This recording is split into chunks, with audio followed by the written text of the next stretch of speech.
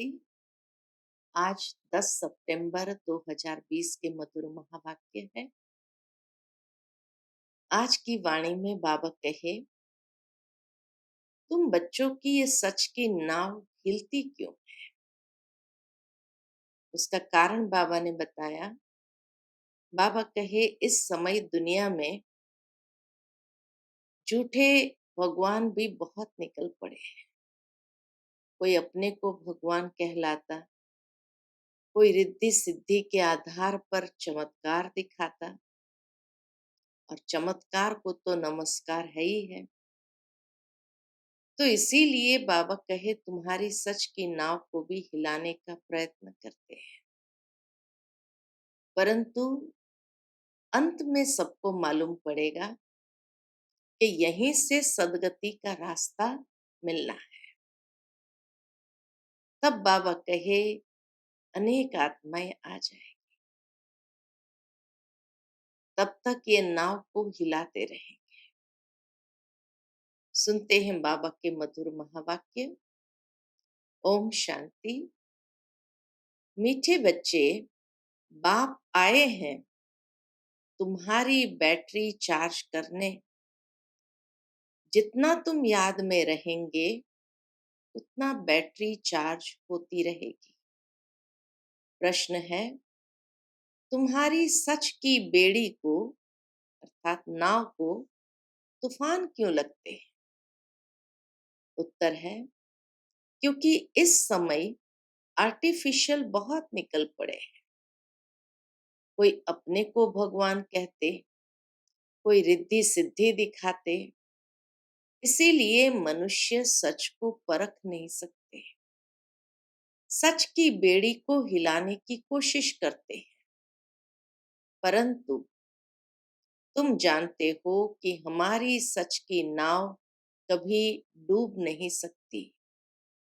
आज जो विघ्न डालते हैं वह कल समझेंगे कि सदगति का रास्ता यहाँ ही मिलना है। सबके लिए ये एक ही हट्टी है। ओम शांति।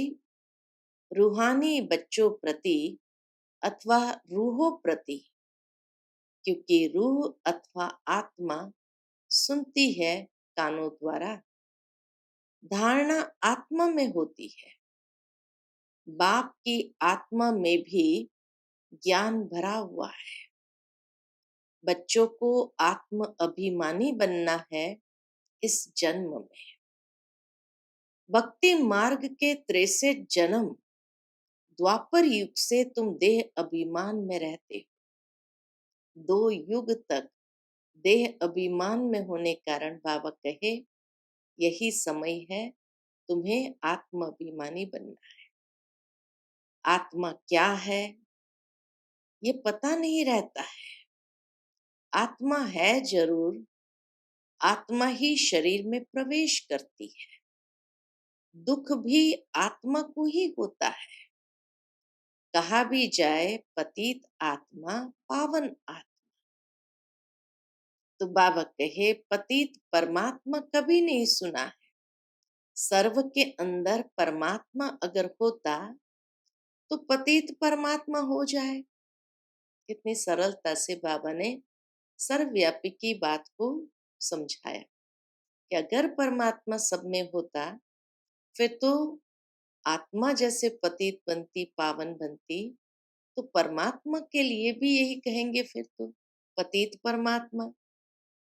तो मुख्य बात है आत्म अभिमानी बनना। आत्मा कितनी छोटी है, उसमें कैसे पार्ट भरा हुआ है, यह किसको भी पता नहीं है।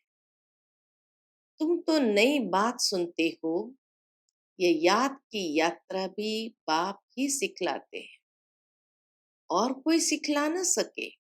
मेहनत भी है इसमें। घड़ी घड़ी अपने को आत्मा समझना है। बाबा मिसाल देते, जैसे देखो ये इमरजेंसी लाइट आई है। उस जमाने में इमरजेंसी लाइट आई थी जो बैटरी पर चलती है। इसको फिर चार्ज करते हैं।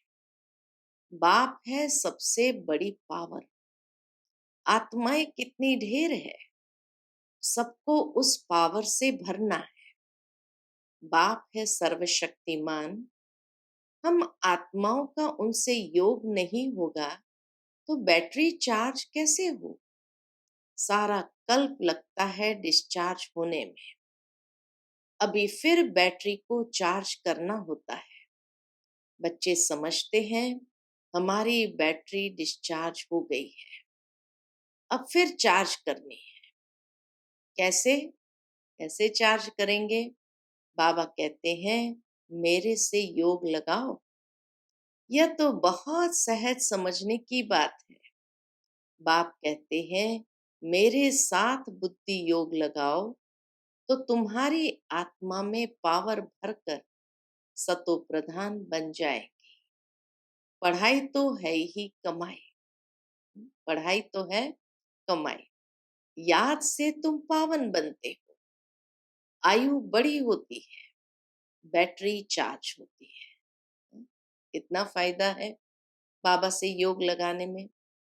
तो बाबा कहे याद से तुम पावन बनते हो, आयु बड़ी होती है, बैटरी चार्ज होती है।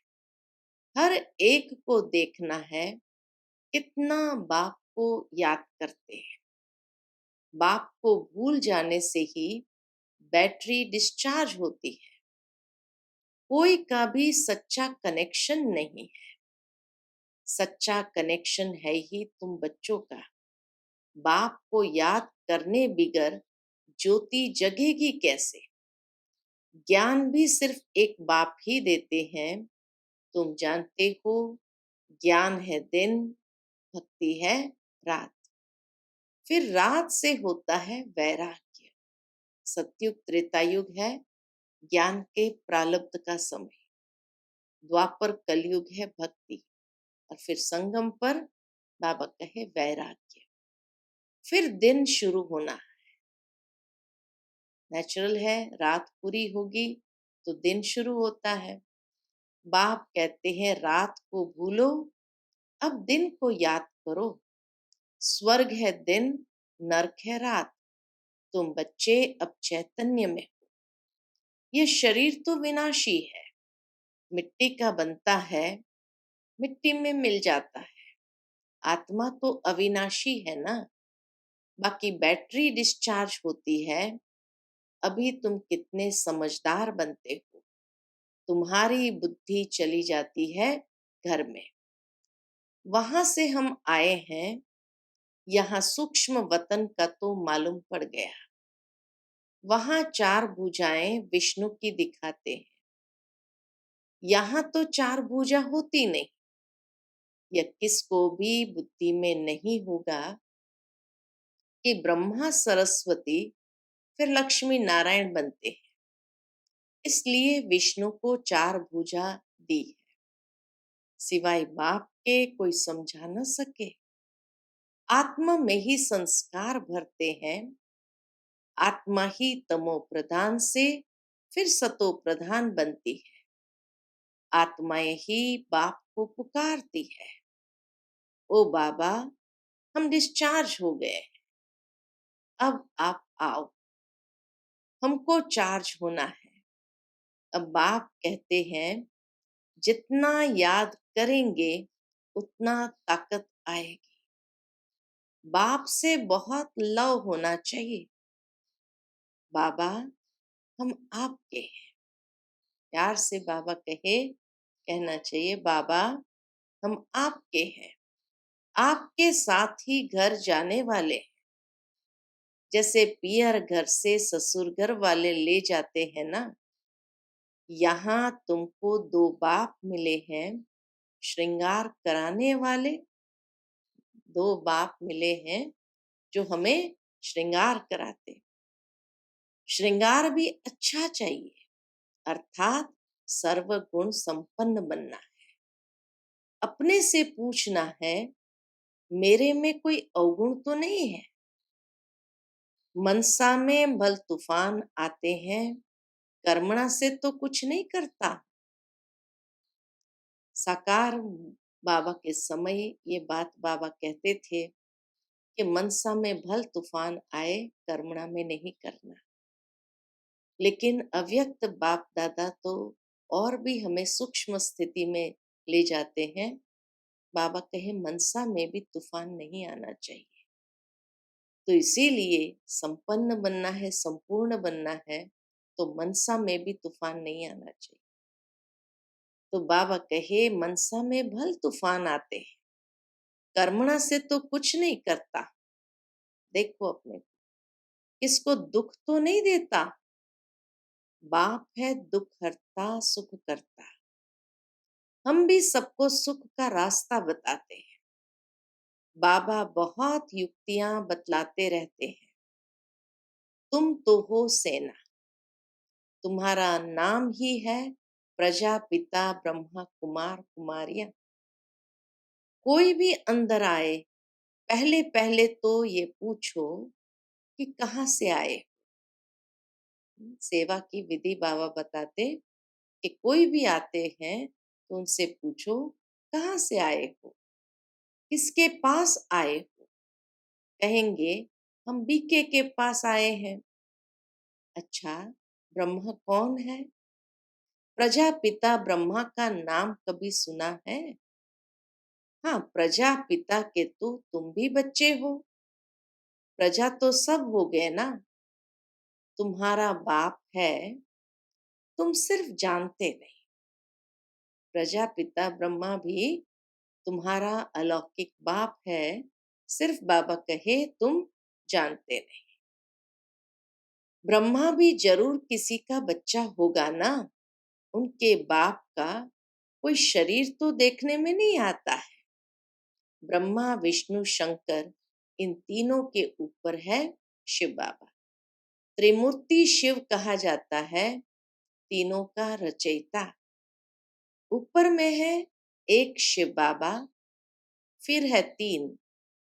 जैसे सीजरा होता है ना, ब्रह्मा का बाप जरूर भगवान ही होगा। वह है आत्माओं का पिता। अच्छा, फिर ब्रह्मा कहाँ से आया?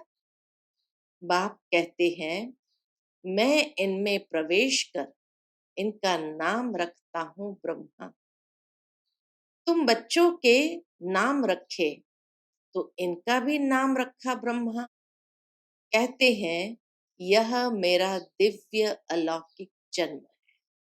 शिव बाबा जब आकर के इस रथ में प्रवेश करते तो बाबा का दिव्य अलौकिक जन्म है। तुम बच्चों को तो अडॉप्ट करता हूं, बाकी इनमें प्रवेश करता हूं, फिर तुमको सुनाता हूं। इसीलिए यह हो गए बाप दादा। जिसमें प्रवेश किया उनकी आत्मा तो है ना, उनके बाजू में आकर बैठता। दो आत्माओं का पाठ तो यहाँ बहुत चलता है। आत्मा को बुलाते हैं तो आत्मा कहाँ आकर बैठेगी? अभी श्राद्ध के दिन चल रहे हैं तो बाबा कहे आत्मा को बुलाते हैं तो आत्मा कहाँ आकर के बैठेगी?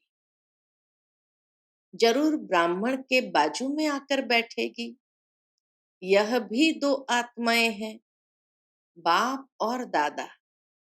इनके लिए बाप कहते हैं अपने जन्मों को नहीं जानते।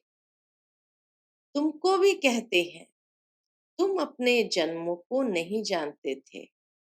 अब स्मृति आई है, कल्प कल्प 84 का चक्र लगाया है, फिर वापस जाते हैं। यह है संगम युग। अब ट्रांसफर होते हैं। योग से तुम सतो प्रधान बन जाएंगे, बैटरी चार्ज हो जाएगी, फिर सतयुग में आ जाएंगे। बुद्धि में सारा चक्र फिरता रहता है। डिटेल में तो नहीं जा सकेंगे। झाड़ की भी आयु होती है, फिर सूख जाता है। यहाँ भी सब मनुष्य जैसे सूख गए हैं। सब एक दो को दुख देते रहते हैं। सुख की क्वालिटी से सूख गए तो एक दो को दुख देते रहते हैं। अभी सबका शरीर खलास हो जाएगा, बाकी आत्माएं चली जाएगी। यह ज्ञान बाप के सिवाय कोई दे न सके। बाप ही विश्व की बादशाही देते हैं। उनको कितना याद करना चाहिए। याद में न रहने से माया का थप्पड़ लग जाता है। सबसे कड़ा थप्पड़ है विकार का। युद्ध के मैदान में तुम ब्राह्मण ही हो ना, तो तुमको ही तूफान आएंगे। बाबा कहे युद्ध के मैदान में है तो तूफान तो जरूर आएंगे, परंतु कोई विकर्म नहीं करना है। विकर्म किया तो हार खाई। बाबा से पूछते हैं, यह करना पड़ता है। बच्चे तंग करते हैं तो गुस्सा आ जाता है। बच्चों को अच्छी रीति संभालेंगे नहीं तो खराब हो जाएंगे। कोशिश करके थप्पड़ नहीं लगाओ। बाबा कहे कोशिश करके थप्पड़ नहीं लगाओ। कृष्ण के लिए भी दिखाते हैं ना, ओखली से बांधा, रस्सी से बांधो, खाना न दो, रो रो कर आखिर कहेंगे अच्छा अब नहीं करेंगे। बच्चा है फिर भी करेगा। बाबा कहे बच्चा है फिर भी करेगा। शिक्षा देनी है। बाबा भी बच्चों को शिक्षा देते हैं। बच्चे कभी विकार में मत जाना, कुल कलंकित नहीं बनना। लौकिक में भी कोई कपूत बच्चा होता है तो माँ बाप कहते हैं ना, ये क्या काला मुंह करते हो, कुल को कलंक लगाते हो। हार जीत जीत हार होते होते आखिर जीत हो जाए। सच की बेड़ी नाव है, तूफान बहुत आएंगे, क्योंकि आर्टिफिशियल बहुत निकल पड़े। कोई अपने को भगवान कहते, कोई क्या कहते हैं, रिद्धि सिद्धि भी बहुत दिखाते हैं, साक्षात्कार भी कराते हैं। दुनिया में आज चमत्कार को ही नमस्कार है। तो बाबा कहे रिद्धि सिद्धि के आधार पर साक्षात्कार भी कराते। बाप आते ही है सर्व की सदगति करने। फिर न तो यह जंगल रहेगा, न जंगल में रहने वाले रहेंगे। अभी तुम हो संगम युग पर, जानते हो कि यह पुरानी दुनिया कब्रिस्तान हुई पड़ी है। कोई मरने वाले से दिल थोड़ी लगाते हैं। यह दुनिया तो गई की गई, विनाश हुआ कि हुआ। बाप आते ही तब है जब नई दुनिया पुरानी होती है। बाप को अच्छी रीति याद करेंगे तो बैटरी चार्ज होगी। बलवाणी तो बहुत अच्छी अच्छी चलाते हैं, परंतु याद का जौहर नहीं तो वह ताकत नहीं रहती। जौहरदार तलवार नहीं। बाप कहते हैं यह कोई नई बात नहीं।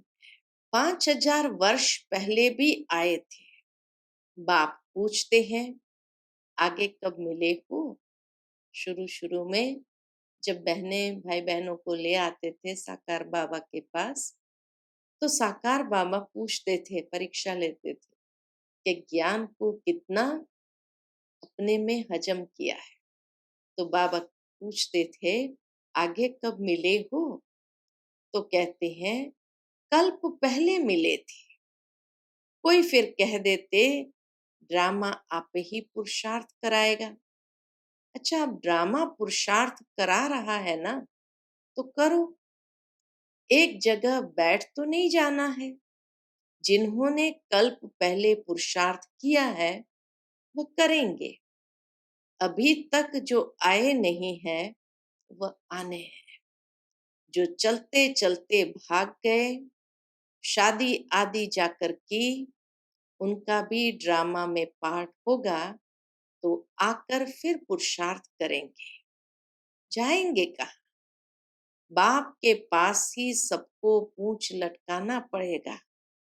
लिखा हुआ है, भीष्म पितामह आदि भी अंत में आते हैं, अर्थात बड़े बड़े ब्रह्मचारी भी अंत में आएंगे। अभी तो कितना घमंड है, फिर वह घमंड उन्हों का पूरा हो जाएगा।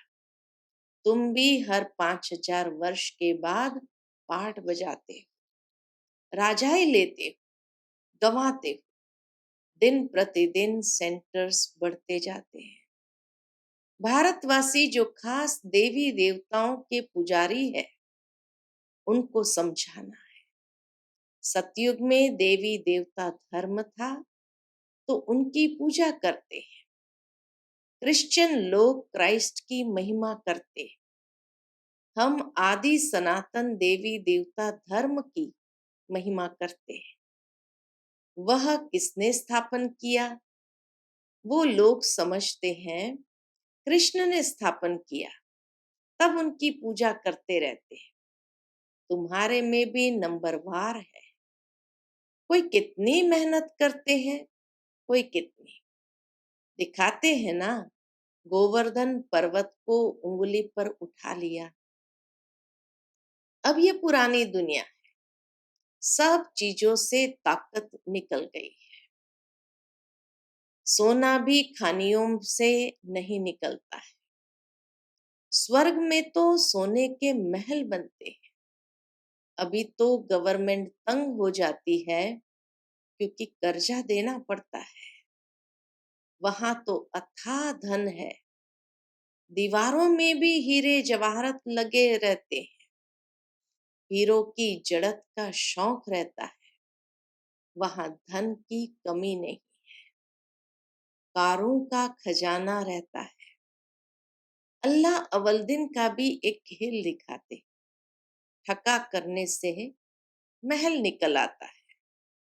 यहाँ भी दिव्य दृष्टि मिलने से स्वर्ग में चले जाते हैं।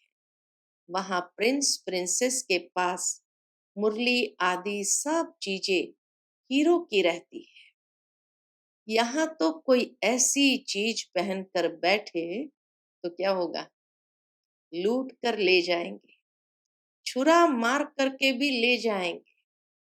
वहां यह बातें होती नहीं। यह दुनिया ही बड़ी पुरानी गंदी है। इन लक्ष्मी नारायण की दुनिया तो वाह वाह थी। हीरे जवाहरत के महल थे, अकेले तो नहीं होंगे ना, उसको कहा ही जाता था स्वर्ग। तुम जानते हो, बरोबर हम स्वर्ग के मालिक थे। हमने ये सोमनाथ का मंदिर बनाया। ये समझते हैं हम क्या थे, फिर भक्ति मार्ग में कैसे मंदिर बनाकर पूजा की। आत्मा को अपने 84 जन्मों का ज्ञान है। कितने हीरे जवाहरत थे, वो सब कहाँ गए? आहिस्ते आहिस्ते सब खलास होते गए। मुसलमान आए, इतना तो लूट कर ले गए, जो कब्र में भी जाकर हीरे लगाए, ताजमहल आदि बनाया। फिर ब्रिटिश गवर्नमेंट वहां से खोद कर ले गई। अभी तो कुछ भी नहीं। भारत बेघर है, कर्जा ही कर्जा लेते रहते हैं। अनाज, चीनी आदि कुछ नहीं मिलता। अब विश्व को बदलना, परंतु उनसे पहले क्या करना होगा? विश्व को बदलना है, लेकिन बाबा कहे उनसे पहले आत्मा की बैटरी को सतोप्रधान बनाने के लिए चार्ज करना है। बाप को याद जरूर करना है। बुद्धि का योग बाप के साथ हो, उनसे ही तो वर्षा मिलता है। माया की इसमें ही लड़ाई होती है। आगे इन बातों को तुम थोड़ी समझते थे। जैसे दूसरे वैसे तुम थे। तुम अभी हो संगम युगी, और वह सब है कलयुगी। मनुष्य कहेंगे, इन्हों को तो जो आता है सो कहते रहते हैं, लेकिन समझाने की युक्ति भी होती है ना। धीरे धीरे तुम्हारी वृद्धि होती जाएगी। अभी बाबा बड़ी यूनिवर्सिटी खोल रहे हैं, इसमें समझाने के लिए चित्र तो चाहिए ना। आगे चलकर तुम्हारे पास ये सब चित्र ट्रांसलाइट के बन जाएंगे, जो फिर तुमको समझाने में भी सहज हो।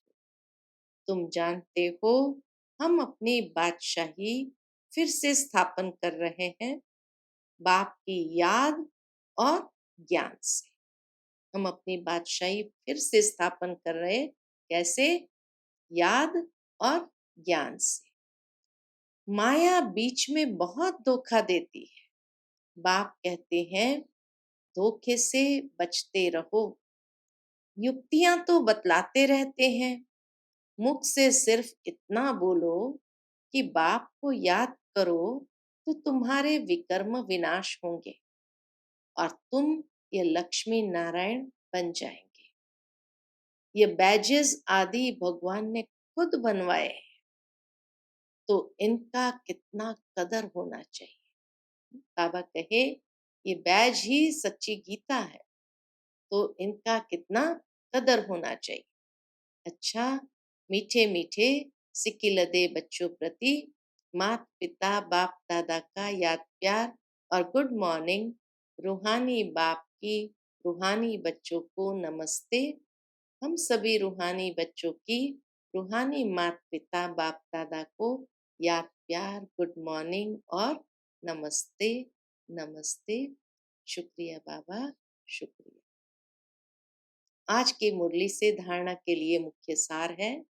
पहली पॉइंट, सर्व गुणों से अपना श्रृंगार करना है, कभी किसी को दुख नहीं देना है, सबको सुख का रास्ता बताना है।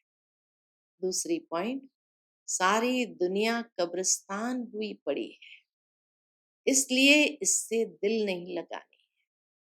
स्मृति रहे कि अभी हम ट्रांसफर हो रहे हैं, हमें तो नई दुनिया में जाना है।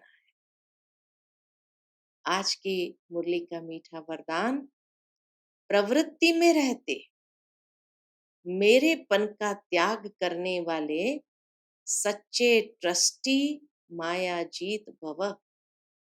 प्रवृत्ति में रहते मेरेपन का त्याग करने वाले सच्चे ट्रस्टी मायाजीत भव।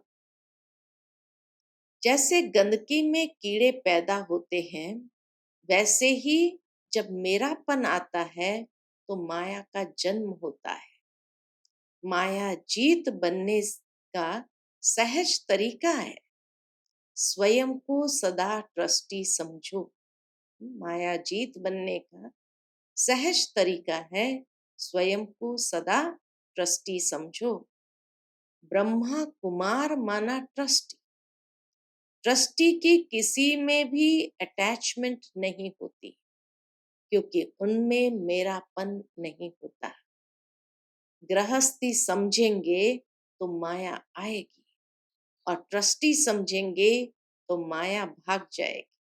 इसलिए न्यारे होकर फिर प्रवृत्ति के कार्य में आओ तो माया प्रूफ रहेंगे। आज का स्लोगन है, जहां अभिमान होता है वहां अपमान की फीलिंग जरूर आती है। जहां अभिमान होता है वहां अपमान की फीलिंग जरूर आती है। अच्छा, Om Shanti.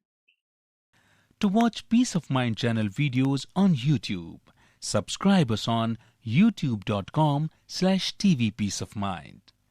Just a click for a peaceful life.